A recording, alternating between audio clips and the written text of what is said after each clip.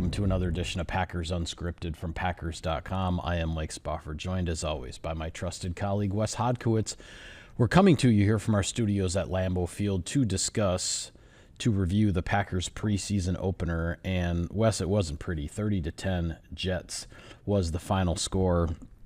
And I don't think we need to go over all of the drop passes and the penalties and the turnovers and the missed tackles. We don't need to go over all of them chapter and verse, but I think it's safe to say that there's a bit of a reset, you might say, happening here in training camp with a big week now on the horizon for Green Bay with the joint practice with the Colts on Thursday in Indianapolis, followed by the second preseason game. There's sort of been a reminder that, there is a difference between practice and a preseason game. The Packers kind of found that out the hard way on Saturday night, and I think the expectation is that things will be much, much better this week. Yes, and here's a couple things on this. One, the downside of this, the negative side of this is, the Packers, had a rough outing on Saturday, as you mentioned, whether it was just the slow start at the beginning, the penalties, and obviously some of the drop passes. Defensively, we're not able to stop that first wave of the Jets' first-team offense, and Justin Fields doing it with both his feet and his arm. That's all is what it is. The good part of this and the reminder of it is it does show you what the game is like again when you're facing an opponent that just wants to punch you in the mouth, as opposed to when you are practicing against yourself for 2.5 weeks where, Keyshawn Nixon and Nate Hobbs might get a little frisky out there, but ultimately everybody's trying to protect everybody. This is a different game when you go out there and it is back to being, just a slobber knocker, for a lack of a better term. Okay, so that's in the back pocket now. This is a big challenge this week. Because historically speaking, if you look at the joint practices we've watched, both in Green Bay and the ones on the road, they always favor the home team. Yeah. It's not a surprise that Green Bay went to Denver last year and struggled, but then took it to the Baltimore Ravens once they came to Green Bay, right, which would end up being one of the best teams in the NFL last season. So Packers have to overcome that. They have to put their best foot forward.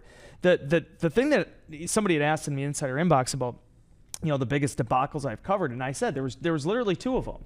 Desmond Bishop blowing out his hamstring, and also Jordy Nelson in 2015. When it comes to preseason games. With the preseason games, yes. With preseason. Blowing out the ACL. Yep. Everything else you can work with beyond season-ending, career-altering type injuries. Yeah. And that's where Green Bay has to get back to this week. Yeah, we know there's going to be a lot of focus on the bounce back aspect of this, whether you're talking about the first team offense for the Packers, which only managed a couple of first downs in the two series that it had on the field, the first team defense, which, as you mentioned, Justin Fields engineered a scoring drive for the Jets right out of the gate, or certain individuals. Mecole Hardman made some mistakes, obviously, in punt return. Jacob Monk had some penalties. They weren't the only guys. Those are two that stand out because their names were called a bunch during the course of the game. All that being said, those guys will be looking to bounce back, but you also can't look at a preseason performance like that and just go, oh, well, that was a complete waste of time, and you throw the tape in the trash or whatever. For one, there are a lot of young guys who are going to learn something from that, but there are also some guys that put some pretty good things on tape and did some nice things out there, and I think that starts with, when you're talking the first team offense for the Packers, Matthew Golden got to line up across from Sauce Gardner. Yeah, got the better of him. Yeah, and gets a third down conversion, and on another one ends up drawing a DPI to get another first down in a third down situation. So those, even though it was very brief and it was all just in the first quarter, those are the kinds of experiences for a young player like Matthew Golden, who is expected to be obviously a big part of this Packers offense as a first-round pick at wide receiver. Those experiences are invaluable for a young player at this stage of his career. I'm telling you, man, he is so sudden. And I feel like I've been beating this drum all camp, but watching his footwork against Sauce Gardner, and then by the way, the slant ends up having to kind of pluck it a little bit. I mean, that was away from his body and having to pull it in, and it was a moment that Green Bay's offense desperately needed. They had the drop right away with Rome. They were, they had a little bit of a pickup, but had really been sort of stammering there early on. That felt like the initial shot, that little jolt that offense needed. Yeah. Now, unfortunately, they weren't able to sustain it, but I think it just gives you, and it gives Packer fans just a better feel, maybe the ones that didn't come out to training practice or didn't get to family, didn't get a chance to see him yet, of what this guy has to offer. The comparison I've been drawing, and again, I know people hate comparisons, and I'm not the biggest fan of them either, but he just reminds me of that Aaron Jones type playmaker where you cannot find him, and by the time you do, he's past you already. And it's not just because he's a smaller type receiver, it's because he's just so explosive. His first 2 feet, when they get into the ground, he is picking up speed immediately.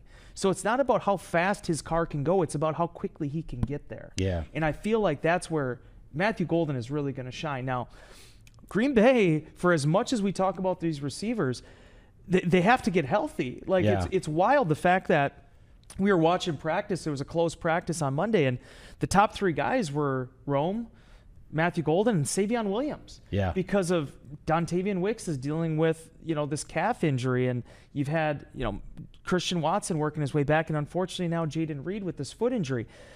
Kind of the top guys right now for Green Bay are out. So when you talk about building depth and when you talk about young guys having to perform right away, I thought this was at least a good indicator that a guy like Golden especially can really handle that moment. Yeah, and it's an opportunity that he stepped into seamlessly, which I think, and the fact that we kind of all expected that says something about him and what we've seen of him so far, that it was certainly not a surprise. Injury update is definitely worth doing here because Jaden Reed, the last couple of days that we have seen him, he is in a walking boot. He's dealing with a foot injury. There's been no timeline given exactly on when he might be able to return to practice. The hope is that he will be ready for the regular season opener against the Lions next month. And in a similar fashion, Xavier McKinney, the Packers all-pro safety, he is currently out with a calf injury, and this happened. He was sidelined last week. He did not play, neither did Reed, in the preseason game against the Jets. McKinney told reporters he doesn't really expect to practice much, if at all, the rest of training camp, and he has his eye on week 1 with the Lions as well. Presumably in him talking that way, at least the way what I gathered from McKinney is that when the team gets into the practice sequence of preparation for the Lions is when he is planning to be hoping to and planning to be back on the field during once the roster gets cut down and all the focus then turns to week 1. So a couple of significant injuries there, or I should say injuries to significant players. That the Packers are dealing with. But back to Saturday night on the offensive side, I also thought Jordan Morgan, now this was the first time, we had talked about it last week, this was the first time we were going to see him at left tackle in NFL game action because he only played guard during his rookie year before the shoulder injury shut him down. I thought Jordan Morgan acquitted himself well playing left tackle for the first time. I think it's a performance that hopefully he can build upon as this competition with Rasheed Walker at left tackle ramps up. Rasheed Walker was back in practice just for individual drills on Monday, coming back from the groin injury. So we'll see how long it takes Walker to get back into the 11-on-11, where we might see a rotation then with Morgan and Walker at left tackle. But I thought the 2024 first-round pick, held up just fine. Yeah, I felt like this was a good thing for the offensive line to go through, too, because it's allowed 2 things to happen. One, Jordan's just finally getting a chance to rep left tackle again instead of being in a rotation, which is what he mostly had been in last year. This is actually an opportunity to kind of get his feet wet and just to feel that stability and confidence kind of return after that was obviously a position he played for so many years at Arizona. At the same time, Sean Ryan has been able to kind of settle in at the right guard spot while also spelling the center position with Elton Jenkins. And I'll tell you what, for Sean, it didn't go great with the second team offense. Obviously, there was that strip sack in the end zone of Malik Willis, ends up turning into a touchdown. But that's a valuable experience for a guy that has never played that position before, other than just a handful of preseason games and some practices. Yeah. All these guys and gaining that experience. I thought Anthony Belton, he had the 2 penalties, but otherwise acquitted himself very well at the right tackle spot. He showed he is a handful when it comes to running the ball. I mean, if you're a run defender who needs to try to set the edge against Anthony Belton, you got your hands full. And I haven't covered a right tackle like that in Green Bay. I was thinking about this as we were watching that game unfold. If you go back to it, I mean, Brian Bulaga, compared to me, is a massive human being. But the Packers have never had like a mauling right tackle before. They've always sort of been in that 315. I mean, even Zach Tom is listed at 304. They've been a little bit more that athletic type. The traditional right tackle is more in the build of an Anthony Belton. And I think that's something that's really intriguing is that, he can also hold up in pass protection and be accountable there, but he's going to be able to move the guy in front of him as well. And the Packers, I think, in a lot of ways have had those opportunities. Lastly, I just want to close on this as far as the offensive line. Donovan Jennings getting a lot more work, too. He was a guy the Packers were very high on last year as an undrafted rookie. Yeah.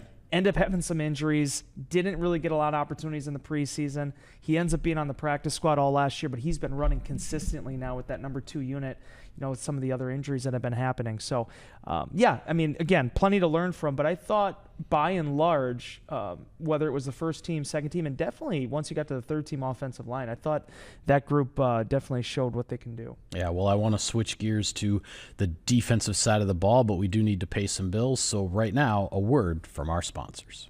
SiriusXM NFL Radio delivers hard-hitting analysis and up-to-the-minute NFL news that true football fanatics need 24/7, 365. At Cousin Subs, we have something for everyone, like our Wisconsin cheese curds, mac and cheese, golden fries, and creamy shakes, all paired with your favorite sub or sub in a bowl. Cousin Subs, 50-plus years of better. Pit Boss Grills, the official grill of Packers tailgating at Lambeau or at your house. Take your game day to the next level with a Pit Boss wood pellet grill. Pit Boss Grills available at Menards. Welcome back to Packers Unscripted. Wes, talking about the defensive side of things for the Packers in this game. I think the first guy to talk about, because it's not just what he did on the field, but it's also what happened off the field, and I'm talking about defensive lineman Colby Wooden. Had a very strong performance. I think he was credited with 6 tackles. He deflected a pass, showed some things both defending the run and in the pass rush. And maybe he just had that little extra bounce in his step for this game because of what had happened earlier in the day. He was presented with his degree from Auburn University in an actual sort of ceremony in front of the entire team.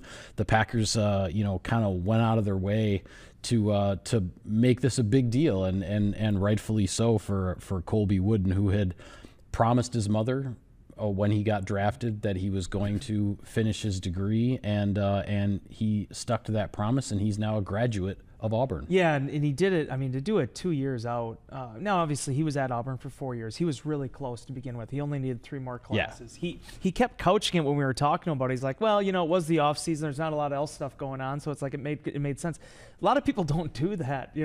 I go on vacation a couple weeks a year. I'm not trying to get my master's. You know what I mean? Like, it still says something about the guy that he wanted to fulfill that commitment and be someone that graduated from his family. I remember other guys that we've come across over the years. Randall Cobb did that. He finished his degree in the offseason. I believe Casey Hayward did that as well from Vanderbilt. So not the first time it's happened, but in my time here, it's the first time that I recall there actually sort of being a ceremony inside the team meeting room where the guy was presented with his college degree. Yeah, so Kobe said he'd talked to Matt LaFleur about it. They knew the date was coming up. It was on, summer commencement was actually on Saturday. So he actually did think about going to walk, but then ultimately he's like, I wanted to be out there with my brothers. I wanted to go to war with them out there. So Matt LaFleur and the coaching staff and Pat Moore, one of the Packers, the assistant director of scouting, college scouting, who's an Auburn grad, lives in Auburn, they decided to put on, and I said pseudo graduation ceremony. Matt LaFleur corrected me. It was a full-on graduation ceremony in the team meeting room, and it was such a neat moment because not only that, but they brought his mom, Nicole. They had her fly up.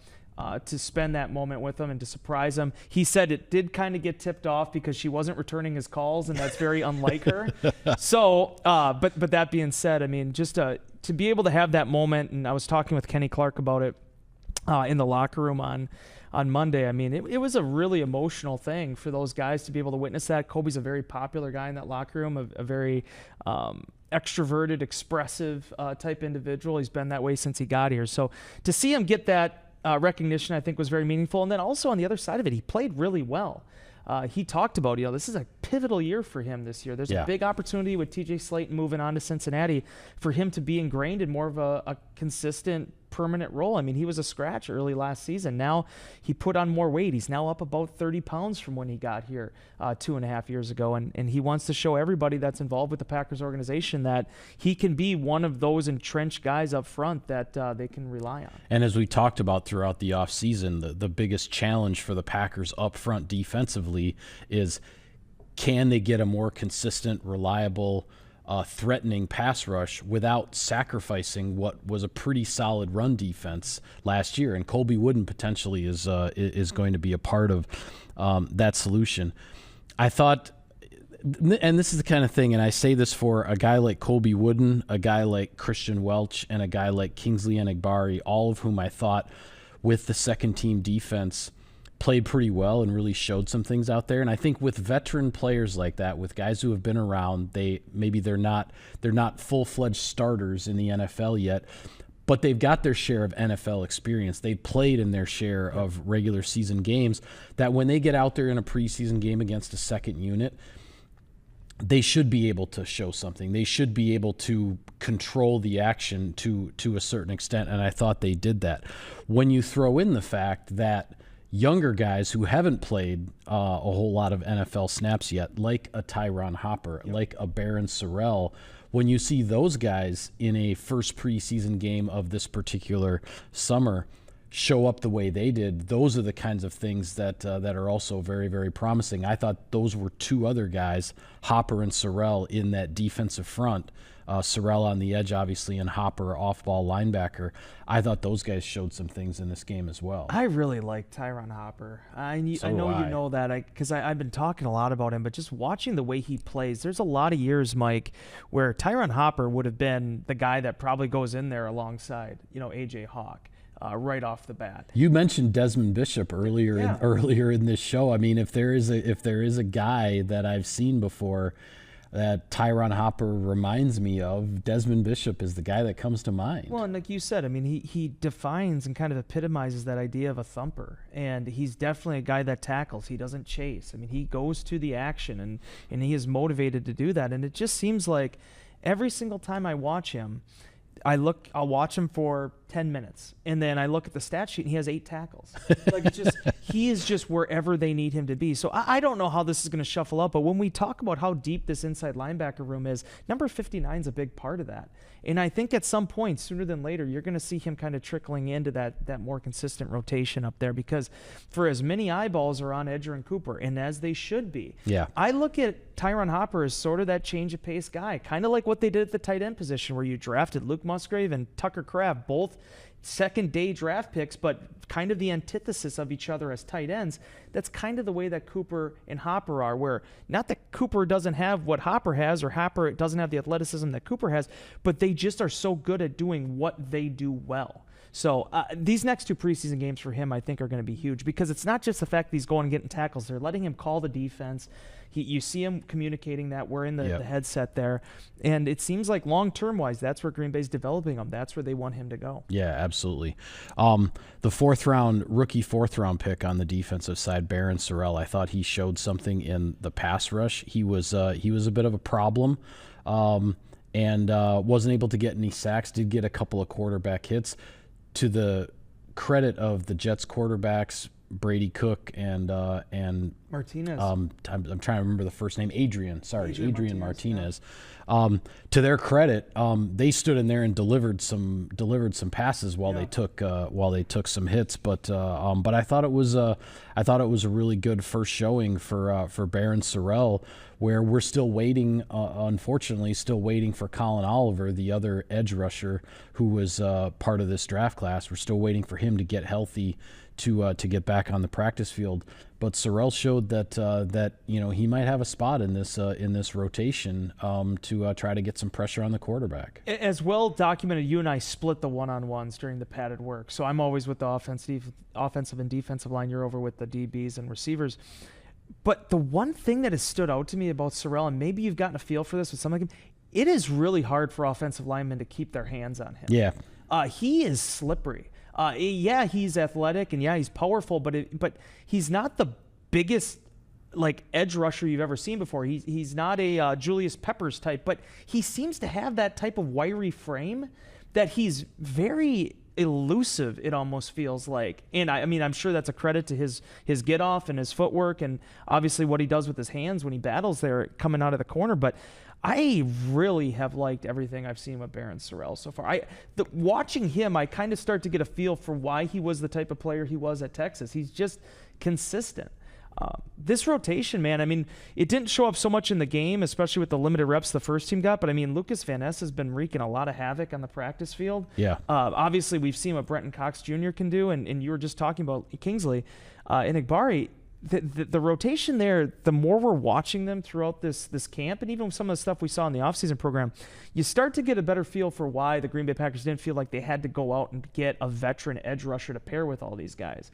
They have that in Rashawn. It's kind of seeing, okay, with all this talent you have, sort of like the receiver position, which person's going to grab the brass ring and kind of run away with the job? But there's a lot of guys that are making convincing bids right now for playing time. And I thought when we heard from a handful of assistant coaches on Sunday, the day after the game, I thought Jeff Hafley had one of the most interesting comments about Barryn Sorrell, in that he wasn't just talking about, kind of the flashes that he made in the pass rush and everything. He was saying that he saw a rookie who was self-correcting out on the field, that something would happen, a play wouldn't go quite right, or maybe his technique wasn't quite right on a certain play, and then the next play he was fixing himself along the way. I don't know if I've ever heard a coach say that about a rookie, right, in his first preseason action as an NFL player. So that's the kind of that was the kind of thing that caught my ear with Sorrell, and it tells you that even though the Packers have, they have Rashawn Gary and Lucas Van Ness and Brenton Cox and JJ Enagbari, they have those guys. Sorrell might work his way onto the field as a rookie and get some chances here in his first season in the NFL. Last thing before we go, any other comments from those assistant coaches that stood out to you when we heard from them on Sunday? Well, and I just have to say, before we stop talking about the game, I just have to mention Amar Johnson's name, because the guy had an incredible, when you talk about, I missed him when we were talking about offense, but we were talking about the Packers looking for something, a silver lining, something to give them a jolt at the end of that game. 100%. Amar Johnson, Packers are under 100 total yards at that point. That guy went out there and he was playing like, this is it. This is his moment. If he doesn't do this, his career is over. I mean, that guy felt like the way he was bouncing off tacklers. South Dakota State, another guy that's trying to prove himself from the FCS level, the same program that Tucker Kraft came out of. I tip my cap to him, and also Sean Clifford going down the field trying to get that last block to spring his running back. I just had to. No, you're right, and that's on me. That's on me. We talked about the offense. I shifted away from the offense before we did talk about, and I'll say this about Johnson as well, that I thought even before the 39-yard touchdown run where he bounced off the tackle, cut it back across, got that little extra escort from Sean Clifford down the field, but I thought even before that play, my impression with the Packers being thin at running back, and just to update, we have seen Marshawn Lloyd and Emmanuel Wilson were back in individual drills in practice on Monday. So perhaps they're working their way back, and the Packers won't be quite so thin at running back. Yeah. But with them being thin the way they were, and Josh Jacobs actually didn't get a carry on Saturday night, even before the 39-yard touchdown run, my impression was of Amar Johnson was, wow, this guy runs hard. I mean, because even if it was just a 4-yard carry, or he bounces off one tackle and gets like 6 yards or something like that, it caught your eye. It made an impression, and then it sort of all came to fruition when he ends up breaking into the open field and gets the long touchdown run. And yeah, hats off to Sean Clifford for that nice extra little block downfield. Credit to you. I'm glad you brought up the assistant coaches because we talked to him on Sunday afternoon, right? And Ryan Downard walked up there and was really effusive in his praise of Ketan Oladapo. Yeah. And kind of him doing the right things and obviously in line for a big opportunity now with Xavier McKinney out. And unfortunately, Zane Anderson also has a knee injury from that game. And Anderson hurt his knee in the game. Not expected to be long-term, but Matt LaFleur did say Zane's going to miss some time. Yeah, so Zane, we'll see where everything happens there. But Ketan goes into practice on Monday. It probably wasn't the most difficult interception he's ever had to make. But the fact is, it was a 2-minute period with the number 2 offense versus the number 2 defense. Malik Willis tries to go across the middle on the very first play, and then here comes a tip ball that gets batted up in the air, and Ketan comes down and collapses on it. When you're talking about moments for safeties, there aren't always a lot of great opportunities to get noticed in practice because you're not thumping. You're not trying to, knock these balls out for a lot of these guys downfield. You're trying to protect your receiver teammates. But I thought in that moment he maximized his opportunity. Yeah, absolutely. It's going to be an interesting week. We are off to Indianapolis tomorrow, and we are going to do our best to figure out some kind of a show to do from Indianapolis so that we can have a second show this week. We haven't figured out all the logistics. We have to get to our hotel, kind of see what we have to work with. We need to talk to our video teammates who will be on the trip with us as well and see if we can figure something out. So the hope is that at some point later this week, we will have a second show for you from Indianapolis. So fingers crossed, stay tuned. And if you don't hear from us until next week, it's just because we couldn't figure it out. But hopefully we can. With that, we'll call it a wrap on this edition of Packers Unscripted. Be sure to follow all of our coverage of the team, and we will have all kinds of coverage from Indianapolis for you, the joint practice, the preseason game, all that coming up on Packers.com. For Wes, I'm Mike. Thank you for tuning in, everybody. We will see you next time.